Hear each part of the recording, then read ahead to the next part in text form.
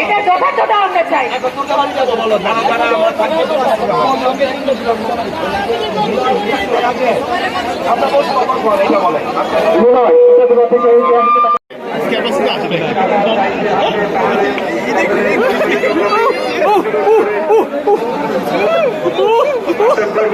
তারপর আমাদের জানাবেন একই সাথে এই শহরে কোন প্রকার চাঁদাবাজি ছাত্র সমাজ বরদাস্ত করবে না।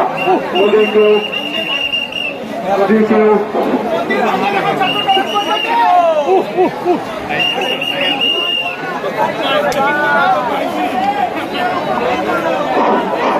আমরা আরেক দাদার কাছ থেকে তার অনুভূতিগুলো শুনবো এবং কিছু কথা শুনবো। সকলে একটু শান্ত থাকে, 2 মিনিট। ধন্যবাদ আপনাদের সকলকে।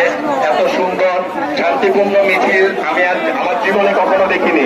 কিন্তু হিন্দু রাজ্যের শান্তি বজায় রাখে আজকে তার একটা বিশাল প্রমাণ দিয়েছেন।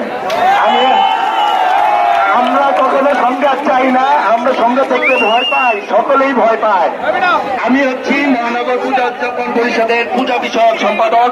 আমি নকল সরকার কালীবাড়ি কবরখানা থাকি।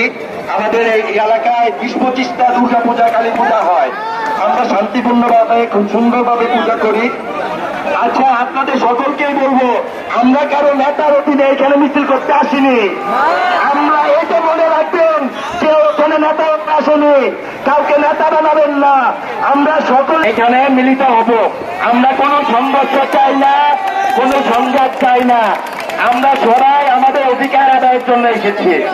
আপনারা সবাই একসাথে থাকবেন। কোন নেতা নেই এই আন্দোলনের, সকলেই সমান। ফেসবুকে আমরা দিয়ে দিব, আপনারা সবাই সবাইকে নিয়ে এখানে থাকবেন। ধন্যবাদ আপনাদের সকলকে।